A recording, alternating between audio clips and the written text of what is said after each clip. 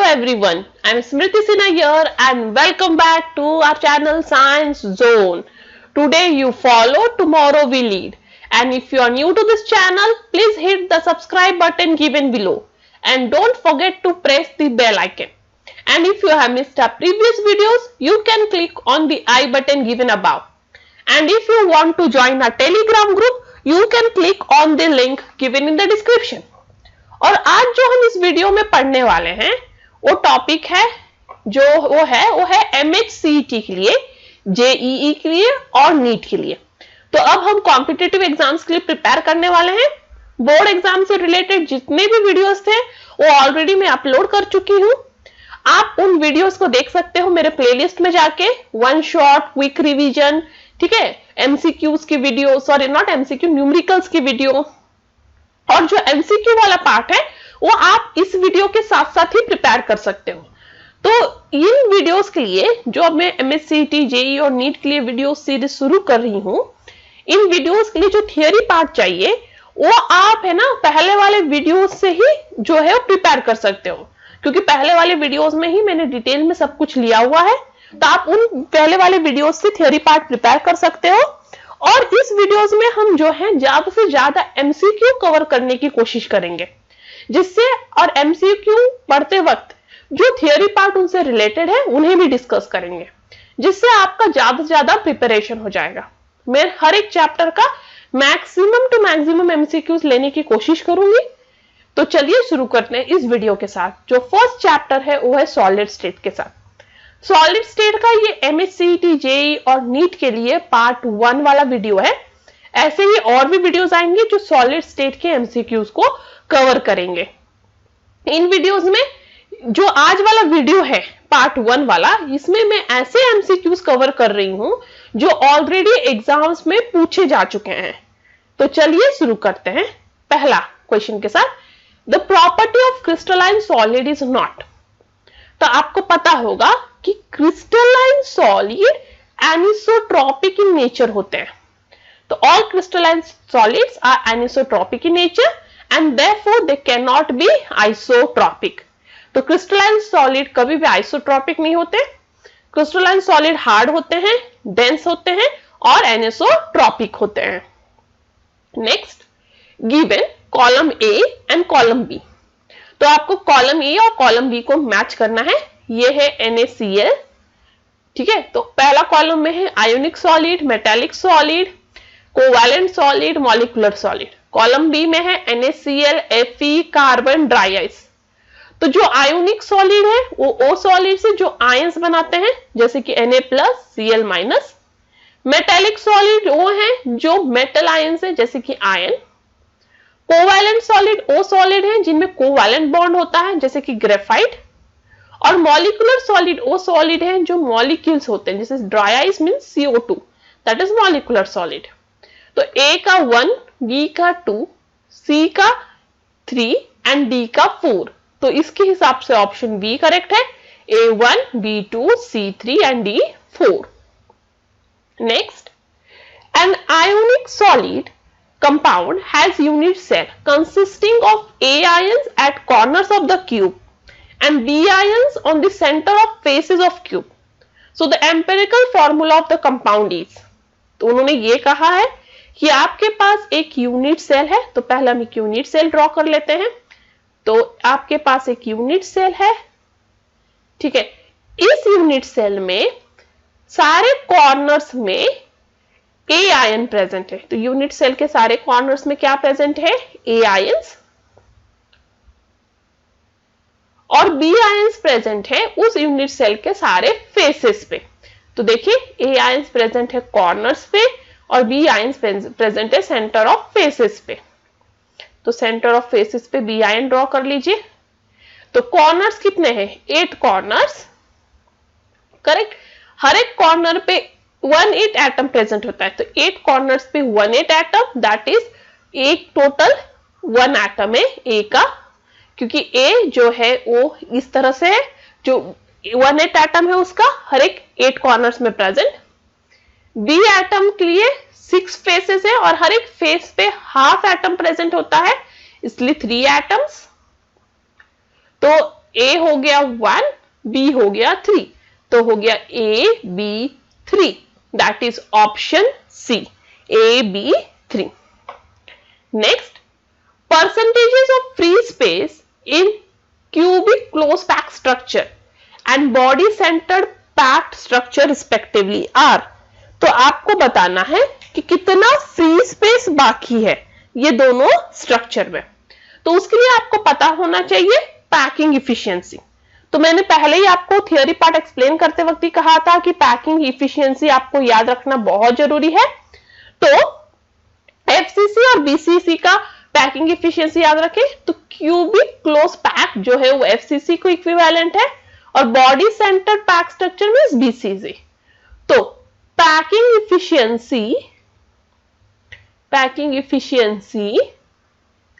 For FCC is 74% and for BCC is 68%. तो ये तो पैकिंग इफिशिएंसी हो गया। बट उन्होंने पूछा है आपको फ्री स्पेस, मतलब खाली जगह कितनी है। तो पैकिंग इफिशिएंसी इतनी है तो खाली जगह होगी obviously 100 minus 74 which is equal to 26%, and for BCC 100 minus 68 which is equal to 32%. तो packing efficiency for FCC is 26%, sorry free space for FCC is 26% and for BCC it is 32%। तो अब packing efficiency याद रखें कि packing efficiency इतनी है, इसलिए free space से 100 minus that much, that is 26 and 32%, that is option C. Next question, in a compound atoms of Y form CCP lattice and those of X occupy 2/3 of tetrahedral voids. The formula of the compound will be. तो उन्होंने क्या कहा है कि जो Y atoms है वो CCP लैटाइस form करते हैं। ठीक है, CCP is equivalent to FCC, मतलब एक FCC यूनिट सेल में 4 एटम्स प्रेजेंट होते हैं। तो Y जो है वो CCP लैटाइस फॉर्म कर रहा है। तो Y मतलब कितने Y के एटम्स प्रेजेंट है, 4 एटम्स। तो Y के हुए 4 एटम्स। अब X जो है वो 2/3 ऑफ टेट्राहेड्रल वॉइड्स ले रहा है। तो 2/3 ऑफ टेट्राहेड्रल वॉइड्स, तो CCP में होते हैं 8 टेट्राहेड्रल वॉइड्स, तो 2/3 of 8 tetrahedral voids is 16/3 atoms. तो X के हुए 16/3 एटम्स, Y हुआ 4 एटम्स। तो अब उसका फॉर्मूला हुआ X 16/3 एंड Y 4। अब इसे क्रॉस मल्टीप्लाई कर ले होल नंबर में कन्वर्ट करने के लिए, तो 3 into 4 हो जाएगा, तो ये हो जाएगा X 16, Y 3 into 4 that is 12। अब ये दोनों भी 4 से डिविजिबल है नंबर, इसलिए 4 से डिवाइड करें तो X 4 Y 3। तो अब आपका फाइनल फॉर्मूला हुआ X 4 Y 3, that is option D. Next, AB crystallizes in body-centered cubic lattice with A 387 picometer. The distance between two oppositely charged ions in lattice is. तो आपको दो oppositely charged ion का distance उस लैटाइस में बताना है। तो अब आप बात कर रहे हो बीसीसी की, ठीक है। तो आप किसकी बात कर रहे हो, आप बीसीसी की। तो याद रखें फॉर बीसीसी, यहां पे याद रखना होगा आपको ये, for BCC radius of cation plus radius of anion, तो यही डिस्टेंस बताएगा आपको एक दूसरे के बीच में, क्योंकि radius of cation plus radius of anion वही डिस्टेंस है between two oppositely charged ions. तो वो होता है √3a by 2। तो हो गया √3a by 2। तो अब आपको a पता है, वो गिवन है, तो √3 into 387 by 2।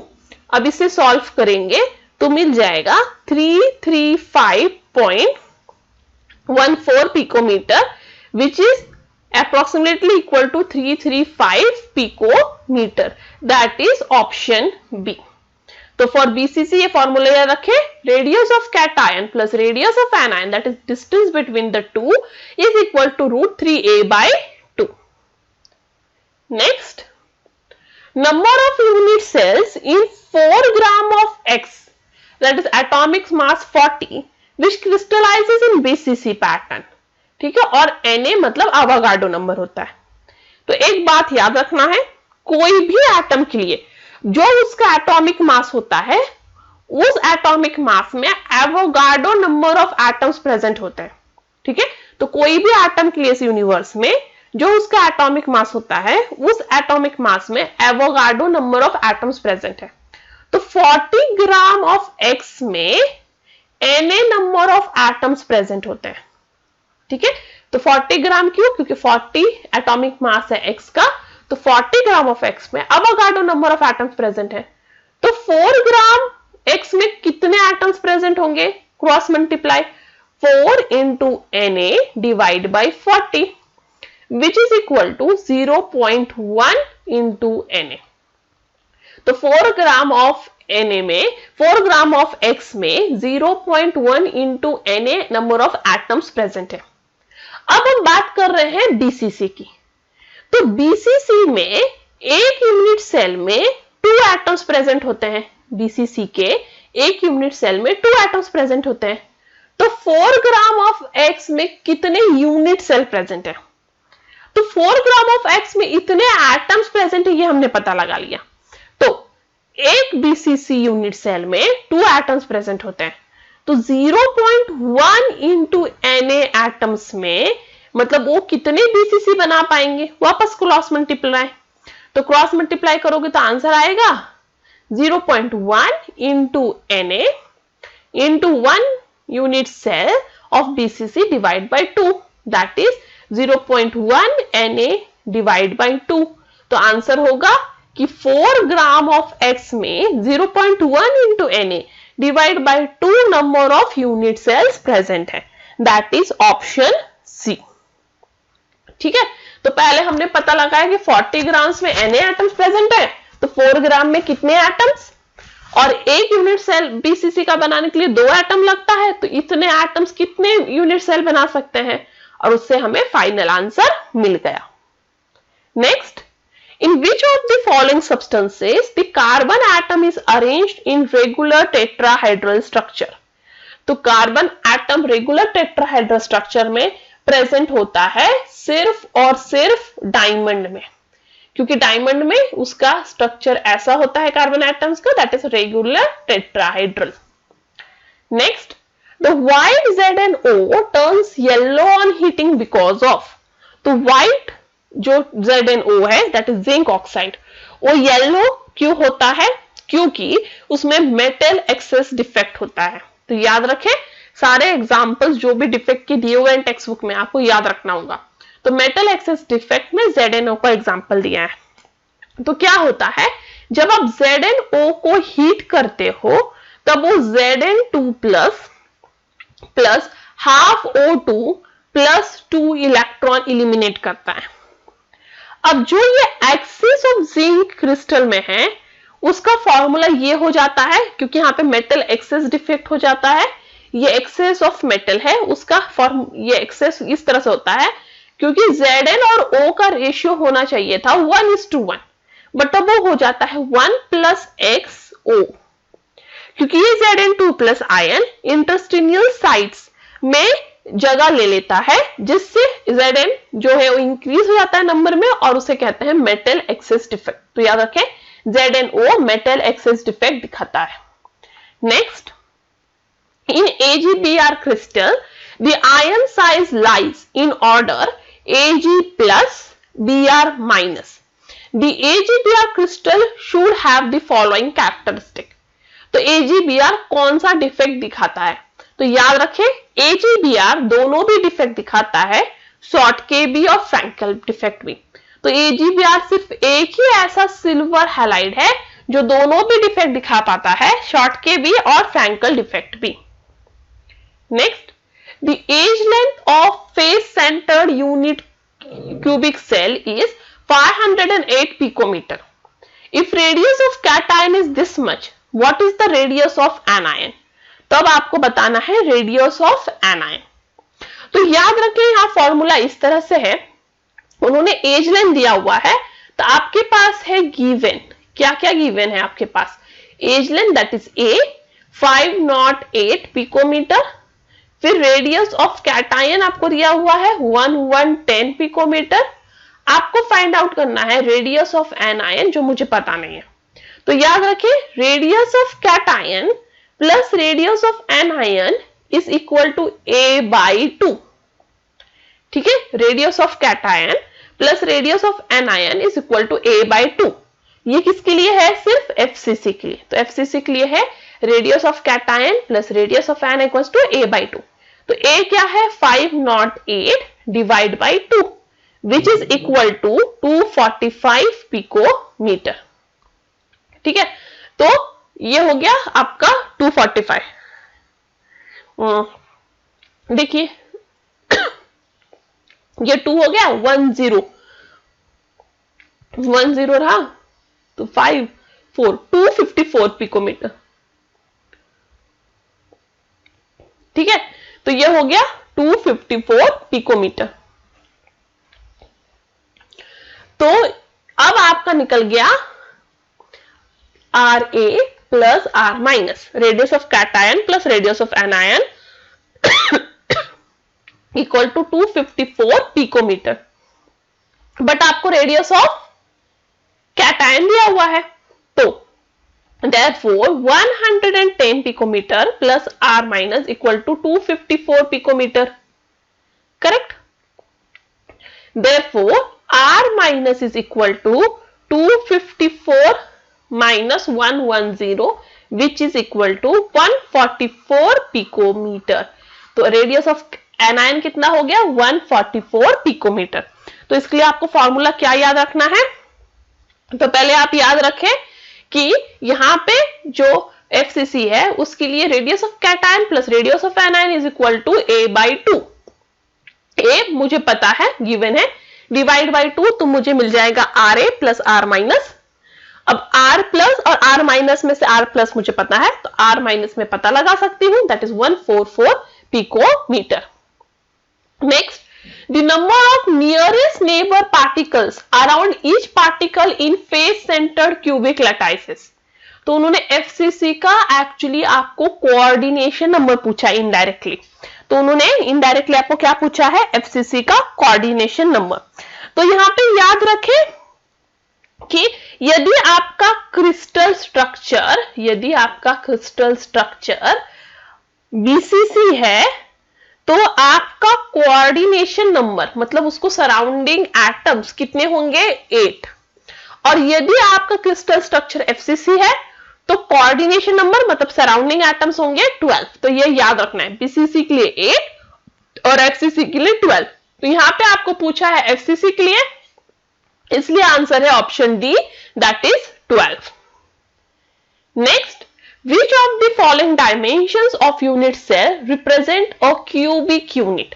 तो इनमें से कौन सा डायमेंशन क्यूबिक यूनिट को रिप्रेजेंट कर रहा है?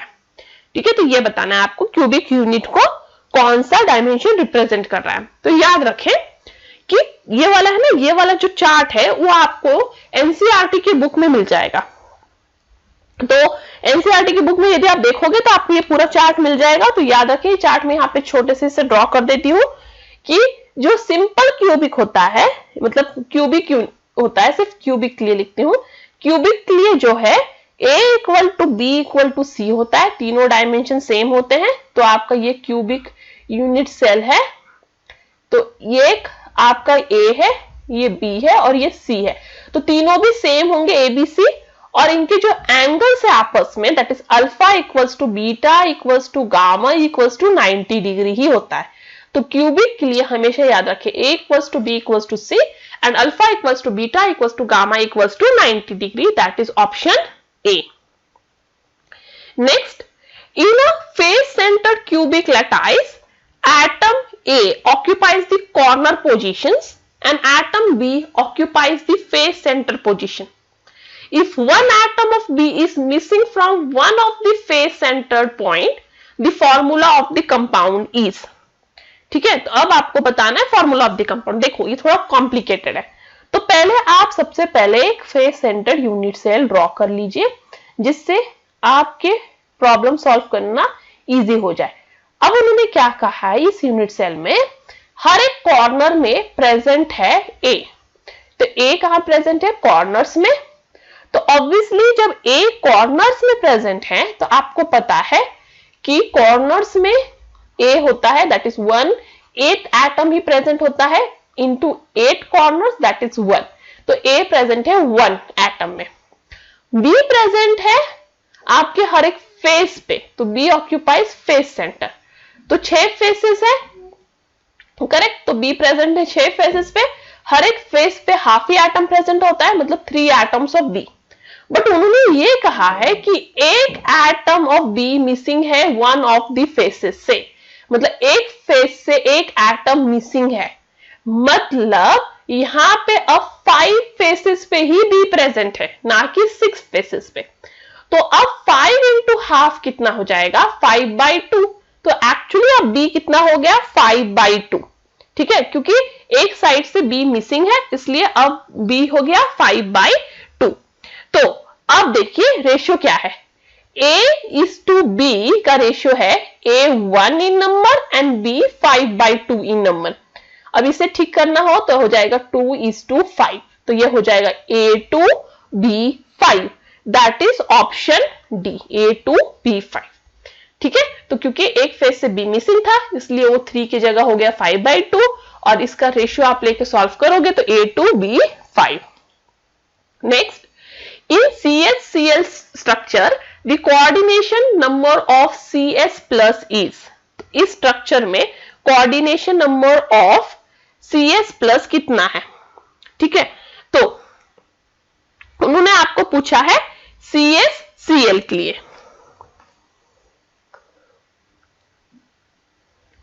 ठीक है, तो अब CH-Cl में जो कोऑर्डिनेशन नंबर ऑफ Cl वो कितना होना चाहिए? तो CS और Cl का देखोगे नंबर 1:1 है, रेशियो क्या है? 1:1। तो जितना CS प्लस होगा उतना ही Cl माइनस होगा, तो दोनों भी इक्वल होने चाहिए, इसलिए not equal to Cl minus अपने आप रूल आउट हो जाता है। अब बचा कोऑर्डिनेशन नंबर की बात। तो याद रखें कि ये जो है CH-Cl वो एक्चुअली बनाता है BCC टाइप स्ट्रक्चर, ये याद ही रखना है। CH-Cl क्या बना रहा है? BCC type structure. और BCC टाइप स्ट्रक्चर में जो कोऑर्डिनेशन नंबर होता है वो क्या है? 8। तो याद है आपको कि FCC में कोऑर्डिनेशन नंबर 12 और BCC में 8, और इसलिए इसका आंसर है B equal to that of Cl minus and that is 8।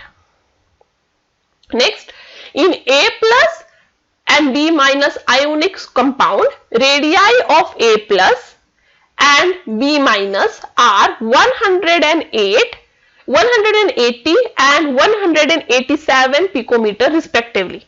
The crystal structure of this compound will be, तो इसका क्रिस्टल स्ट्रक्चर क्या होगा ये बताना है। तो उन्होंने ये बताया है कि एक आयोनिक कंपाउंड है A प्लस B माइनस, उसमें रेशियो A प्लस और B माइनस का ये है, मतलब रेडियस दिया हुआ है, आपको क्रिस्टल स्ट्रक्चर का टाइप पता लगाना है।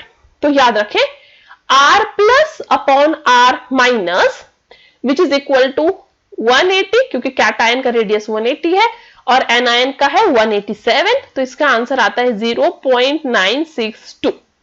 0.962 अब कौन से रेंज में लाई कर रहा है? तो 0.962 लाई करता है इन द रेंज ऑफ 0.7322 1। इसका मतलब इधर कोऑर्डिनेशन नंबर हो गया 8, कोऑर्डिनेशन नंबर 8 है, मतलब ये स्ट्रक्चर हुआ BCC, क्योंकि कोऑर्डिनेशन नंबर 8 सिर्फ BCC स्ट्रक्चर में होता है, और BCC कौन है? CH-Cl। तो पिछले एग्जांपल में देखा था कि BCC है CH-Cl, इसलिए स्ट्रक्चर जो है CH-Cl का है। अब जो ये रेंज वाला है ये कहां से आया मैडम? ये क्वेश्चन आएगा, तो एक चार्ट आप ड्रॉ कर ले, ये चार्ट आपको हेल्प करेगा ये रेंज याद रखने में और ऐसे इस टाइप के प्रॉब्लम सॉल्व करने में। तो ये चार्ट इधर ड्रॉ कर देती हूं मैं, आप ड्रॉ कर लें साथ ही साथ। तो radius ratio that is R plus upon R minus ratio इस कॉलम में, नेक्स्ट कॉलम में है कोऑर्डिनेशन नंबर, ठीक है, और नेक्स्ट कॉलम में है ज्योमेट्री, ठीक है, और नेक्स्ट कॉलम में है एग्जाम्पल। तो ये चार्ट आप यदि लर्न कर ले तो आप सारे प्रॉब्लम सॉल्व कर सकते हो। तो यदि रेडियस रेशियो आपका है in the range of 0.155 to 0.225, तो 0.155 टू 0.225 के बीच में है रेडियस रेशियो, तो कोऑर्डिनेशन नंबर 3 हो जाता है। इसका ज्योमेट्री होता है प्लेनर ट्राइगोनल, इसका ज्योमेट्री क्या है, प्लेनर ट्रायंगुलर, और इसका एग्जांपल है B2O3। ठीक है, तो यदि आपको ये रेशियो दिया है, इसका रेशियो निकालने के बाद ये रेंज में आ रहा हो तो कोऑर्डिनेशन नंबर 3 रहेगा और प्लेनर ट्रायंगुलर रहेगा और B2O3 एग्जांपल है। नेक्स्ट है, यदि रेडियस रेशियो है 0.225 टू 0.414, इस रेंज में 0.225 टू 0.414 के रेंज में, तो आपका कोऑर्डिनेशन नंबर हो जाता है 4, ज्योमेट्री हो जाता है टेट्राहेड्रल। ठीक है, और एग्जांपल है ZNS। नेक्स्ट, यदि रेडियस रेशियो है 0.414 टू 0.732 के रेंज में, तो कोऑर्डिनेशन नंबर है 6, उसका ज्योमेट्री है ऑक्टाहेड्रल। ठीक है, और उसका एग्जांपल है NaCl। यदि आपका रेडियस रेशियो है 0.732 टू 1 के रेंज में, तो कोऑर्डिनेशन नंबर हो जाता है 8, स्ट्रक्चर हो जाता है क्यूबिक, और उसका एग्जांपल है CsCl। तो यदि आप ये याद रखें चार्ट, तो आपको किसी भी तरह का एग्जाम में इस तरह का क्वेश्चन आए, कोई भी रेडियस रेशियो के साथ आप सॉल्व कर पाओगे, क्योंकि आपको एग्जांपल भी याद रहेगा। तो ये चार्ट बहुत इंपॉर्टेंट है याद रखने के लिए। तो यहाँ भी अभी हमने सॉल्व करके देखा था, हमारा 180 बाय 187 था, दैट इज रेडियस रेशियो का आंसर था हमारा 0.962, और इस रेडियस रेशियो फिट हो रहा है कोऑर्डिनेशन 8, ज्योमेट्री क्यूबिक और CsCl, इसलिए मेरा आंसर तो ऑप्शन बी। नेक्स्ट, और solid compound XY has NaCl structure. तो एक सॉलिड कंपाउंड है XY जिसको NaCl का स्ट्रक्चर है। If radius of the cation is 100 picometre, तो रेडियस ऑफ कैटायन क्या है अब 100 पिकोमीटर, तो radius of anion will be, तो अब आपको रेडियस ऑफ एनायन पता लगाना है। ठीक है, तो यहां पे आपको क्या दिया हुआ है, आपको ये बताया है कि NaCl के स्ट्रक्चर में एक XY जो है वो प्रेजेंट है NaCl के स्ट्रक्चर में। ठीक है, और उन्होंने साथ ही साथ ये बताया है आपको कि रेडियस ऑफ कैटायन कितना है 100 पिकोमीटर, तो आपको रेडियस ऑफ एनायन पता लगाना है। तो NaCl वाले क्रिस्टल्स के लिए हमने देखा था पिछले इस पे चार्ट में, देखिए NaCl वाले क्रिस्टल के लिए जो रेडियस रेशियो है वो होता है 0.414। ठीक है, तो NaCl वाले क्रिस्टल्स की रेडियस रेशियो क्या है 0.414। तो याद रखें, तो ये NaCl टाइप क्रिस्टल है, इसलिए इसका रेडियस रेशियो R+R- का होगा 0.414।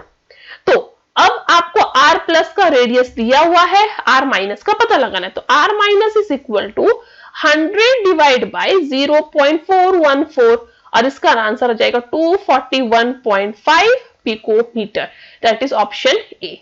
तो यदि आप ये चार्ट याद रखें तो आप इस तरह के प्रॉब्लम भी सॉल्व कर सकते हैं, क्योंकि आपको एक बार क्रिस्टल टाइप पता है तो आपको रेडियस रेशियो पता है, जिसमें आप ये डाल के ये आंसर फाइनल निकाल सकते हो। नेक्स्ट है कॉपर क्रिस्टलाइजेस इन FCC लैटाइस। तो कॉपर किस में क्रिस्टलाइज हो रहा है, ये FCC है, FCC लैटाइस में।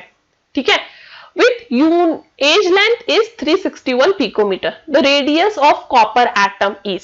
तो अब आपको पता लगाना है रेडियस ऑफ कॉपर एटम, और आपको पता हो क्रिस्टलाइज हो रहा है FCC लैटाइस में। तो एक बात यहां पे याद रखें कि for FCC R is equal to √2a/4। FCC के लिए R क्या है, √2a/4। अब आपके पास A गिवन है, ठीक है, therefore R is equal to √2 into 361 divide by 4, इसको सॉल्व करें तो आंसर आएगा 127 picometre, that is approximately equal to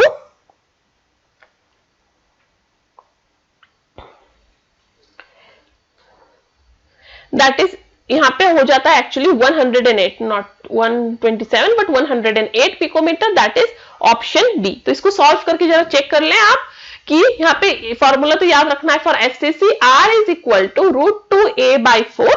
अब आपके पास जो ए है वो गिवन है, यहाँ पे सिर्फ डालिए और इसको सॉल्व करके आंसर एक बार मुझे बता दीजिए। या फिर ये वाला फॉर्मूला भी यूज कर सकते हो, r is equal to a by 2√2। तो ये फॉर्मूला भी यूज करके देख सकते हो, जिसमें 361 डिवाइड बाई 2√2, और ये आंसर आना चाहिए ऑप्शन बी।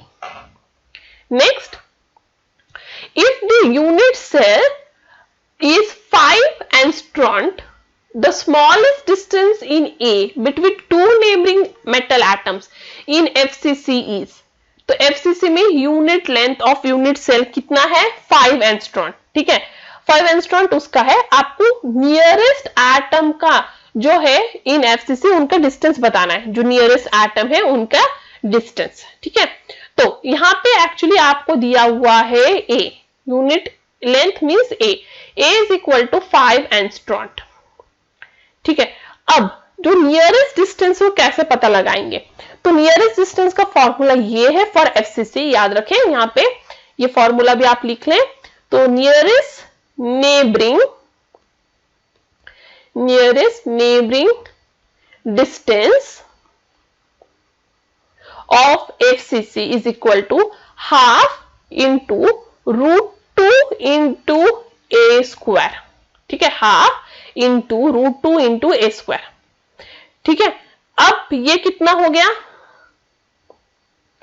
ये हो जाएगा, यदि इसको सॉल्व करोगे तो ये आएगा इस तरह से, √2 into 5 square divide by 2, that is 50 divide by 2, that is 7.50 divided by 2, that is 7.07 divided by 2, which is equal to 3.535 angstrom। तो यहाँ पे आंसर आ जाएगा option D, that is 3.535 angstrom। Next, the number of octahedral voids in CCP close pack structure is, तो CCP close pack structure के लिए जो number of octahedral voids होता है वो होता है 4। ठीक है, तो कोई भी ऑक्टाहेड्रल वॉइड्स के लिए जो नंबर ऑफ एटम्स प्रेजेंट होते हैं उस यूनिट सेल में, तो number of atoms in unit cell is equal to octahedral void, यह याद रखें, number of atoms in unit cell is equal to octahedral void. तो सीसीपी के बारे में पूछा है, तो सीसीपी मतलब एफसीसी, उसमें नंबर ऑफ एटम्स प्रेजेंट होते हैं 4, इसलिए ऑक्टाहाइड्रल वॉइड्स भी हो गए 4, इसलिए आंसर है ऑप्शन डी। तो याद रखें, फॉर ऑक्टाहाइड्रल वॉइड्स जो भी आपको दिया हुआ है यूनिट सेल, उसमें जितने एटम्स प्रेजेंट होंगे उतने ही ऑक्टाहाइड्रल वॉइड्स प्रेजेंट होंगे। Next, a metal crystallizes in FCC cubic lattice, the edge length, that is edge length is 408 picometer, the diameter of metal atom is। ठीक है, तो अब आपको एज लेंथ दिया हुआ है और क्या पूछा है, डायमीटर पूछा है। तो पहले आप डायमीटर के लिए क्या पता लगाओगे, रेडियस, तो रेडियस पता लगाना जरूरी है। तो फॉर एफसीसी आपको पता है r is equal to a 2√2। ठीक है, अब A मुझे पता है 408 picometer, therefore R is equal to 408 divide by 2√2। ठीक है, तो अब इसे सॉल्व करोगे तो एक आंसर आएगा, पर उस आंसर के लिए क्या करना है, आपको चाहिए डायमीटर। तो डायमीटर मतलब 2 इंटू रेडियस, डायमीटर मतलब क्या हो गया, 2 into radius, that is diameter. Correct, तो यहां पे आप 2 से मल्टीप्लाई कर रहे हो, तो आपको यहां पे भी 2 से मल्टीप्लाई करना है। तो D that is diameter is equal to, अब ये 2 और ये 2 कैंसिल हो गया, 408 डिवाइड बाई √2, और इसको सॉल्व करोगे तो आंसर आएगा 288 पिकोमीटर, इसलिए यहां पे आंसर हो गया option 8 A, that is 288 picometer. ठीक है, तो यहाँ पे एफसीसी दिया हुआ था, A प्रोवाइडेड है, A से मैंने R निकाला, R से मैंने D निकाला, क्योंकि 2R equals to 1D। Next, lithium forms body centered cubic structure, the length of the side of its unit cell is this much, atomic radius of lithium will be। तो अब आपको उन्होंने क्या बताया है, उन्होंने ये बताया है कि आपका स्ट्रक्चर बीसीसी है, पहले ये बताया है, फिर उसके बाद A दिया हुआ है 351 पिकोमीटर और आपको R पूछा है। So for BCC, the relationship is R is equal to √3/4 into A. क्या है? √3/4 into A. तो A पता है, that is √3/4 into 351 picometer, which is equal to 152 picometer. That is answer is option D. तो यहाँ पे आप एक बात तो याद रख लीजिए, चार्ट ही याद रख लें जो अभी मैं ड्रॉ करने वाली हूँ। इससे ना आपको सारे प्रॉब्लम सॉल्व करना बहुत आसान हो जाएगा। तो ये चार्ट याद रखें, the relationship between R and A। तो सिंपल क्यूबिक के लिए जब भी पूछेंगे तो R is equal to A/2, ठीक है। फिर BCC के लिए यदि उन्होंने पूछा तो याद रखें R is equal to √3/4 into A, और FCC के लिए यदि पूछेंगे तो R is equal to A/2√2। तो इस तरह से यदि आप ये चार्ट याद रखेंगे तो आप ऐसा कोई भी प्रॉब्लम सॉल्व कर सकते हैं। तो ये BCC के लिए था, तो मैंने इसलिए ये वाला फॉर्मूला यूज किया और मुझे आंसर आ गया अब यहाँ पे 152 picometer. Next, a compound MP and XQ has cubic packing, ठीक है। तो MP और XQ को कौन सा पैकिंग है? क्यूबिक पैकिंग है, ठीक है। That is CCP arrangement. One its unit cell structure is shown below. ये है आपका यूनिट सेल का structure. The empirical formula of the compound is, तो एम्पेरिकल फॉर्मूला कंपाउंड का क्या है ये बताना है आपको यहां पे।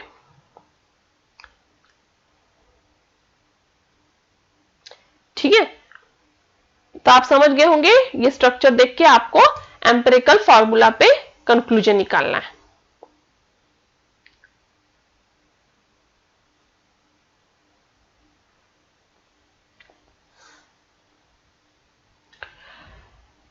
तो ये स्ट्रक्चर देखिए, ठीक है। तो ये स्ट्रक्चर में आप देख सकते हो M जो है वो सारे कॉर्नर्स में प्रेजेंट है। M कहां प्रेजेंट है? सारे कॉर्नर्स में, और साथ ही साथ M प्रेजेंट है इधर बीच में भी, दिख रहा है।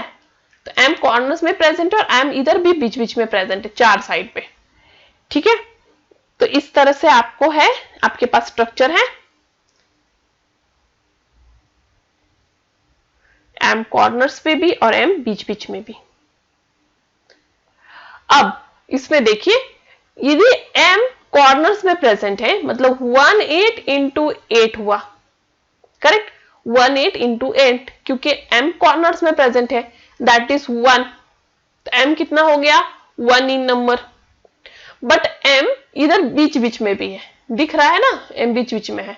तो ये वाला जो बीच बीच में है वो कितना होगा? हाफ, ठीक है। तो ये 1/8 नहीं हो सकता, ये कितना होगा? एक्चुअली 1/4 होगा। तो 1/4 into 4 that is 2। 1/4 into 4 is 1। तो therefore M कितना हो गया? 1 + 1 दैट इज 2। तो M कितना नंबर में हो गया? 2। अब हम देखते हैं X के लिए। तो X जो है वो हर एक फेस पे प्रेजेंट है। तो X is equal to half into 6 that is 3। तो M2X3 हो गया, ठीक है। M2X3, तो यहां पे होना चाहिए था M2X3, जो ऑप्शन में नहीं दिख रहा है, तो इसलिए ये प्रॉब्लम को हम थोड़ा सा क्वेश्चन मार्क रखेंगे। मैं इसे वापस सॉल्व करने के लिए आपको दिखाऊंगी सॉल्व करके, ठीक है। तो ये जो पार्ट है ये थोड़ा कंफ्यूजिंग है कि यहाँ पे ये वाले को मैं कितना लूं, तो इसलिए क्वेश्चन को हम थोड़ा डाउटफुल है, इसलिए हम इसको रखेंगे और इसे मैं सॉल्व करके आपको पक्का बताऊंगी एक वीडियो में। नेक्स्ट 24th वाला क्वेश्चन है कि बेरियम टिटैनेट हैज प्रीकोनेस structure is a cube lattice with Ba2+ ion at the corner of unit cell and oxide ions at the face center and titanium ions at the body center. The molecular formula of barium titanate is, तो पहले आप एक unit cell draw करें, तभी ये सब आपको assign करना इजी हो जाता है। यूनिट सेल ड्रॉ करने के बाद उन्होंने क्या कहा है वो ध्यान दें। उन्होंने कहा है कि Ba2+ आयंस प्रेजेंट है at the corner of unit cell. तो Ba2+ प्रेजेंट है एट द कॉर्नर्स, करेक्ट। तो Ba2+ is present at 8 corners and 1 8 atom, that is only 1 atom of Ba2 plus. Oxides present है हर एक face पे, तो यहाँ पे हर एक फेस पे प्रेजेंट है एक ऑक्साइड, तो ऑक्सीजन प्रेजेंट है on 6 faces and that also half atom, that is 3, तो ऑक्साइड्स कितने हुए 3 इन नंबर। और टिटेनियम प्रेजेंट है बॉडी के बीचों बीच, ठीक है, दैट इज 1। तो Ba2 प्लस कितना है आपके पास 1, O3 एंड Ti1, तो ये हो गया BaTiO3, तो इसका आंसर हो गया ऑप्शन ए, ठीक है, क्योंकि Ba कॉर्नर्स में प्रेजेंट इसलिए 1, Ti बॉडी में बीच में प्रेजेंट इसलिए 1, O फेसेस में प्रेजेंट इसलिए 3। Next, in a face centered cubic lattice a unit cell is shared equally by how many unit cell? तो एक फेस सेंटर क्यूबिक लैटाइस में जो है एक यूनिट सेल कितने यूनिट सेल से शेयर होता है? तो याद रखें फेस सेंटर यूनिट लैटाइस में एक यूनिट सेल 6 यूनिट सेल से शेयर होता है, ठीक है, कितने यूनिट सेल से शेयर होगा 6, क्योंकि उसको 6 फेसेस ऑफ क्यूब को याद रखें एफसीसी में एक यूनिट सेल 6 यूनिट सेल से शेयर होता है। उन्होंने एटम को कोऑर्डिनेशन नंबर नहीं पूछा है, एफसीसी में एटम को कोऑर्डिनेशन नंबर 12 है, बट उन्होंने यूनिट सेल कितने यूनिट सेल से शेयर हो रहा है ये पूछा है, तब है 6 answer. Next, the distance in picometer between centre of 2 closest sodium atoms in BCC of sodium metal of unit edge length 4.3 angstrom is. तो अभी आपको पिकोमीटर में आंसर बताना है, ठीक है, तो आपको क्या बताना है कि 2 सोडियम मेटल के बीच में कितना डिस्टेंस होता है, ठीक है। जब सोडियम मेटल बनता है तो सोडियम मेटल बनते वक्त उसमें जो 2 सोडियम एटम्स होते हैं उनके बीच का डिस्टेंस बताना है, वो भी पिकोमीटर में, और आपको ए दिया हुआ है। तो यहां पे याद रखें फॉर बीसीसी, ठीक है, फॉर बीसीसी जो आपको 2 सोडियम मेटल के बीच में का डिस्टेंस बताना है, मतलब आपको डायमीटर बताना है, दैट इज डी, ये पूछा है। 2 सोडियम मेटल का डिस्टेंस मतलब एक ये R प्लस इसका R, दैट इज डी पूछा है, ठीक है। तो for BCC R is equal to A into √3/4, correct, but 2R is equal to 2A into √3/4, 2R मतलब D is equal to A into √3/2, correct. तो D का formula क्या है, is equal to A into √3/2, ठीक है। तो ये हो गया बीसीसी के लिए diameter is equal to A into √3/2।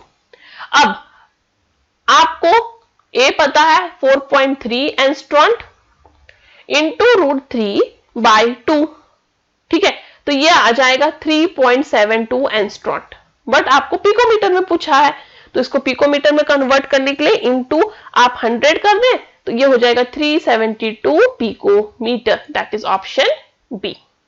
Next, with respect to graphite and diamond which of the following statement given below is correct? तो ग्रेफाइट और डायमंड से इस रिस्पेक्ट में कौन सा स्टेटमेंट करेक्ट है? तो याद रखें graphite is harder than diamond, this is wrong. Diamond is actually the hardest substance, okay, in carbon molecules, तो diamond hardest है than graphite.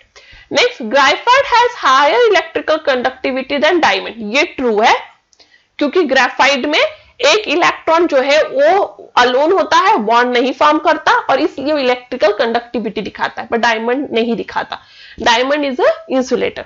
फिर graphite has higher thermal conductivity, ये भी फॉल्स है, ठीक है। Then given below are correct, उन्होंने पूछा, सिर्फ करेक्ट स्टेटमेंट पूछा है। Graphite has higher, now graphite has smaller CC bond order than diamond. तो यहाँ पे स्टेटमेंट कौन कौन से सही हैं? तो यहाँ पे जो मेन स्टेटमेंट सही हुआ है, graphite has higher electrical conductivity than diamond, ये भी सही है। Graphite is higher thermal conductivity than diamond, ये भी सही है। एंड ग्रेफाइट का जो बॉन्ड लेंथ है वो कम है, बॉन्ड ऑर्डर जो है वो एक्चुअली स्मॉलर है देन डायमंड, ठीक है। तो ये तीनों स्टेटमेंट करेक्ट है और ये स्टेटमेंट रॉन्ग है, graphite is higher than diamond. That is option A. तो यहाँ पे आंसर ये होगा कि ऑप्शन ए वाला स्टेटमेंट जो है वो रॉन्ग है। एक्चुअली देखा जाए तो ऑप्शन सी और ऑप्शन डी भी रॉन्ग है। ऑप्शन सी क्यों रॉन्ग है? क्योंकि उन्होंने ये कहा है कि थर्मल कंडक्टिविटी के बारे में। तो याद रखें, diamond has higher thermal conductivity than graphite. जो डायमंड है उसका थर्मल कंडक्टिविटी ग्रेफाइट से ज्यादा होता है। ऐसा क्यों होता है? क्योंकि डायमंड में जो है वहां पे वाइब्रेशंस ऑफ एटम्स जो है वो डायमंड में इजिली हो सकते हैं, एटम्स इजिली वाइब्रेट हो सकते हैं क्योंकि उसका स्ट्रक्चर उतना ज्यादा कॉम्पैक्ट नहीं होता, और उसकी वजह से डायमंड है ना गुड कंडक्टर ऑफ हीट है। ठीक है। और दूसरा बॉन्ड ऑर्डर जो है वो बॉन्ड ऑर्डर पूछा, नॉट बॉन्ड लेंथ। में बॉन्ड लेंथ से कंफ्यूज हो गए एक्चुअली, आप ना हो। ग्रेफाइट में जो है sp2 हाइब्रिडाइज है और डायमंड में sp3 हाइब्रिडाइज। मतलब ग्रेफाइट का बॉन्ड ऑर्डर ज्यादा है, डबल बॉन्ड है वो, और डायमंड में बॉन्ड ऑर्डर जो है वो सिंगल बॉन्ड है, इसलिए कम है। इसलिए याद रखें डायमंड का बॉन्ड ऑर्डर कम है ग्रेफाइट से, और डायमंड है thermal conductivity, good thermal conductivity than graphite, और diamond is harder than graphite. तो यहाँ पे एक ही स्टेटमेंट जो करेक्ट है वो है option B, that graphite has higher electrical conductivity than diamond. इसलिए यहाँ पे आंसर है option B. Next, which of the following exist as covalent crystals in solid state?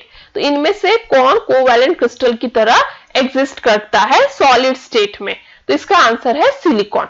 Silicon covalent crystal की तरह एग्जिस्ट होता है सॉलिड स्टेट में। Phosphorus, iodine और सल्फर जो है वो एग्जिस्ट होते हैं एज मॉलिक्यूलर क्रिस्टल्स। ठीक है। तो आपको याद रखना होगा इनके लिए कि फॉस्फोरस, आयोडीन और सल्फर एग्जिस्ट होते हैं मॉलिक्यूलर क्रिस्टल की तरह। सिर्फ सिलिकॉन जो है वो कोवैलेंट क्रिस्टल्स की तरह एग्जिस्ट होता है सॉलिड स्टेट में। नेक्स्ट,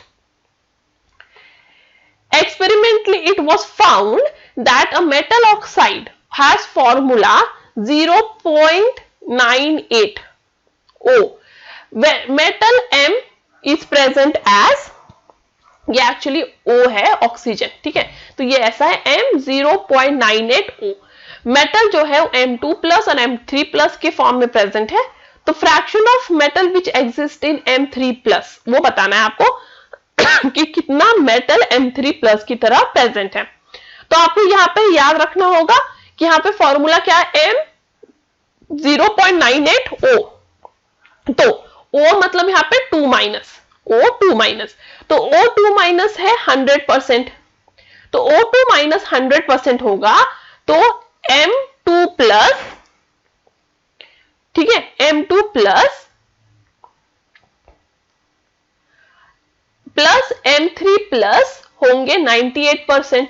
देखो क्योंकि O यहाँ पे 100 है ना, 1 मतलब 100%, और यहाँ पे M है 0.98, तो O2 माइनस 100% है, तो M2 plus plus M3 plus कितना होगा 98%। अब सपोज M3 प्लस हमें फाइंड आउट करना, वो X है। M3 प्लस कितना प्रेजेंट है, X, तो M2 प्लस प्रेजेंट होगा, M2 प्लस कितना प्रेजेंट होगा 98 माइनस X। यदि M3 प्लस X प्रेजेंट है, X अमाउंट प्रेजेंट है, तो M2 प्लस कितना होगा 98 माइनस X। तो अब हम सॉल्व करेंगे, तो यहां पे हो जाएगा X that is M2 plus, ठीक है, तो M3 plus X, M3 plus plus 98 minus X M2 plus is equal to 100 into 2, क्योंकि M2 प्लस जो है वो actually 100 into O2 minus ion present है। M2 प्लस कितना है 100 इंटू O2 माइनस आयन, तो X into 3 plus 98 minus X that is M2 plus into इस 4 is equal to 100 into 2। अब यहां पे क्या हो जाएगा 3X plus 196 minus 2X is equal to 200। Therefore, X अब सॉल्व कीजिएगा तो X आ जाएगा 4। ठीक है, तो X 4 आया, मतलब M3 प्लस कितना प्रेजेंट है 4, बट उन्होंने परसेंटेज में पूछा है। देखो परसेंटेज में पूछा है, इसलिए therefore percent of M3 plus is equal to 4 divide by 98 into 100 that is equal to 4.08%। मतलब 98 अमाउंट ऑफ एटम्स प्रेजेंट था M2 प्लस M3 प्लस, उनमें M2 प्लस का परसेंट कितना है, तो M3 प्लस का परसेंट कितना है, तो M3 है 4 एटम्स ही प्रेजेंट सिर्फ, तो 4 divide by total amount into 100 that is 4.08%, that is option C. Next, a solid structure in which W atoms are located at the corners of a cubic lattice, O atom is present at the center of each and Na atoms are present at the center of cube. The formula of the compound is, तो उन्होंने क्या बोला है, W atoms present है, यहाँ पे आपका एक solid structure है, W atoms कहाँ present है, वो प्रेजेंट है at the corners of cubic lattice, तो W प्रेजेंट है एट द कॉर्नर्स होते हैं 8, हर एक कॉर्नर पे होता है 1 8 atom, therefore 1 atom of W। ठीक है, नेक्स्ट बोला है O प्रेजेंट है at the centre of edges, तो हर एक एज के सेंटर पे प्रेजेंट है O। ठीक है, तो आपका 1/4 एटम प्रेजेंट होता है हर एक एज पे और आपके पास होते हैं 12 एजेस, इसलिए टोटल प्रेजेंट है 3, तो O कितने हो गए 3 इन नंबर, क्योंकि हर एक एजेस कितने होते हैं, टोटल एजेस होते हैं आपके पास 12 एजेस और हर एक एज पे 1/4 एटम प्रेजेंट होता है, इसलिए टोटल O है 3। अब Na की बात करें तो Na इस atom is present at the centre of cube, तो हर एक क्यूब के सेंटर में एक ही एटम प्रेजेंट होता है, इसलिए Na 1, तो W:O:3 Na क्या हो गया 1:3:1, दैट इज NaWO3, तो क्या हो गया NaWO3, that is option D. Next, an example of a non stoichiometric compound is, तो इनमें से कौन है example of non stoichiometric compound. ठीक है, तो इसका आंसर है ऑप्शन बी। ऑप्शन बी है कि ये Fe3O4 जो है वो नॉन स्टिचियोमेट्रिक कंपाउंड है, बिकॉज इसमें जो ratio of cation to ratio of anion होता है वो डिफरेंट होता है as indicated in the molecular formula. जो केमिकल फॉर्मूला में जो दिख रहा है उस रेशियो से इनका रेशियो जो कैटायन और एनायन का रेशियो डिफरेंट है, इसलिए ये नॉन स्टिचियोमेट्रिक कंपाउंड है। Next, which one of the following is most correct statement, तो इनमें से कौन सा स्टेटमेंट जो है वो मोस्ट करेक्ट है, तो याद रखें यहाँ पे मोस्ट करेक्ट स्टेटमेंट ये है कि ब्रास है वो सब्स्टिट्यूशनल एलॉय होता है। ब्रास क्या होता है, सब्स्टिट्यूशनल एलॉय, क्योंकि ब्रास में जो है वो कॉपर प्रेजेंट है, ब्रास में जो कॉपर प्रेजेंट होता है वो होता है 80% और जिंक प्रेजेंट होता है 20%, तो जिंक एक्चुअली कॉपर को सब्स्टिट्यूट करता है और बनाता है brass, that is substitutional alloy. और स्टील होता है इंटरस्टिनियल एलॉय, क्योंकि जो स्टील होता है उसके अंदर जो आयंस प्रेजेंट है, आयंस ऐसे प्रेजेंट होते हैं और इनके जो सब्स्टिट्यूशन इंटरस्टिनियल स्पेसेस होते हैं, ये वाले स्पेसेस में जाके कार्बन प्रेजेंट होता है और इसलिए स्टील इंटरस्टिनियल एलॉय है, जहां पे Fe के इंटरस्टिनियल स्पेसेस में कार्बन प्रेजेंट होता है, इसलिए steel is interstitial alloy and brass is substitutional alloy, जहां जिंक सब्स्टिट्यूट करता है कॉपर को, और इसलिए ऑप्शन बी करेक्ट है। नेक्स्ट, एमॉर्फस सॉलिड्स आर, तो एमॉर्फस सॉलिड्स क्या होते हैं, तो amorphous solids actually super cooled liquid हो सकते हैं, क्योंकि एमॉर्फस सॉलिड का एग्जांपल एक है ग्लास और गिलास is an example of super cooled liquid. तो एमॉर्फस सॉलिड्स में ऑर्डर्ड अरेंजमेंट नहीं होता, शार्प मेल्टिंग पॉइंट नहीं होता, वो हीट किए जाते हैं, वो थोड़े से ऐसे पतले जैसे हो जाते हैं, बट उनमें एक शार्प मेल्टिंग पॉइंट कभी देखने नहीं मिलेगा, और इसलिए ऐसा कहा जाता है कि amorphous solids are super cooled liquids. Next, in which of the following compound 8:8 coordination is found, तो इनमें से कौन से कंपाउंड में 8:8 कोऑर्डिनेशन फाउंड होता है, तो 8:8 कोऑर्डिनेशन से BCC में फाउंड होता है, और इनमें से जो है वो है CaCl BCC दिखाता है, that is 8:8 coordination number. Next, if coordination number of Ca2 plus in CaF2 is 8, then coordination number of F minus is, तो Ca2 plus में यदि coordination number of Ca2 plus 8 है तो F माइनस का क्या है, तो याद रखें यहाँ पे जो CaF2 है उसमें जो कैल्शियम कैटायन होता है Ca2+, वो सराउंडेड होता है 8 फ्लोरीन से। कितने फ्लोरीन से? 8F- से। ठीक है, अब हर एक फ्लोरीन जो है वो कांटेक्ट में कितने कैल्शियम एटम के हैं? 4 कैल्शियम एटम के। तो एक कैल्शियम एटम सराउंड होता है बाय 8 फ्लोरीन, और हर एक फ्लोरीन जो है वो सिर्फ और सिर्फ 4 कैल्शियम एटम के कांटेक्ट में होता है। इसलिए यहां पे कैल्शियम का कोऑर्डिनेशन नंबर 8 होता है, बट फ्लोरीन का कोऑर्डिनेशन नंबर 4 है, क्योंकि कैल्शियम 8 फ्लोरीन के कांटेक्ट में होता है, बट फ्लोरीन सिर्फ 4 कैल्शियम के कांटेक्ट में होता है। इसलिए यहाँ पे जो रेशियो है Ca2 plus is to F minus का, वो है 8:4 कोऑर्डिनेशन नंबर के टर्म्स में। इसलिए coordination number of F minus here is 4, that is option B. Next question, What is the chief constituent of Pyrex glass? ये MSCET 2017 में पूछा था। तो chief constituent of Pyrex glass is SiO2. Next, which among the following solids is a non-polar solid? ये MSCET 2016 में पूछा था कि इनमें से कौन सा सॉलिड नॉन पोलर सॉलिड है। तो इसका आंसर है ऑप्शन डी, ये नॉन पोलर सॉलिड है। क्योंकि आप देख सकते हो हाइड्रोजन क्लोराइड में क्या होता है, यहाँ delta positive negative delta positive, तो यहाँ पे पोलैरिटी क्लोरीन खींच रहा है। SO2 में भी ये बेंड स्ट्रक्चर है सल्फर डाइऑक्साइड का, जहां ये सल्फर जो ऑक्सीजन नेगेटिव है वो अपने इलेक्ट्रोनेगेटिविटी नीचे की तरफ खींच रहा है, तो पोलर है। वाटर का भी स्ट्रक्चर बेंड है, इसलिए यहाँ पे भी जो है ये भी पोलर है। पर कार्बन डाइऑक्साइड लीनियर स्ट्रक्चर है, तो जितना पुलिंग यहाँ पे उतना ही पुलिंग यहाँ पे, इसलिए कैंसिल हो जाता है और ये नॉन पोलर सॉलिड हो जाता है। Next, diamond is an example of, ये MSCET 1998 में पूछा था।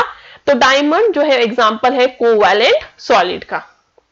Next, what is the hybridization of carbon atoms in fullerene, ये MSCET 2017 में पूछा था। तो फुलेरिन में कार्बन एटम का हाइब्रिडाइजेशन होता है sp2, that is option C.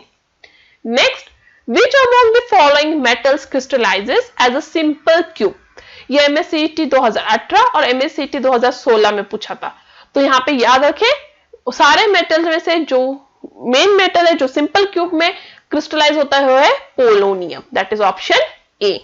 And that's all for today. Thank you. If you have any doubt, any comment, any suggestion related to this MSCET, JEE and NEET videos, you can ask me on askadoubt04@gmail.com or even in the comment box. आपको इस videos में कुछ changes चाहिए या फिर कुछ editions चाहिए, कोई सी भी तरह का सजेशन या कमेंट हो तो आप मुझे जरूर लिखें कमेंट बॉक्स या मेल में, मैं वेट करूंगी। आप मेरे वीडियोस को लाइक कीजिए, शेयर कीजिए और ज्यादा से ज्यादा सब्सक्राइब कीजिए। और रोज शाम को 4 बजे ये MSCET के लिए मैं यहाँ पे लाइव करूंगी प्रीमियर। तो प्रीमियर मतलब वीडियोस रिकॉर्डेड होंगे बट मैं लाइव अवेलेबल होंगे आपके डाउट्स क्लियर करने के लिए। And that's all for today. Thank you, stay tuned.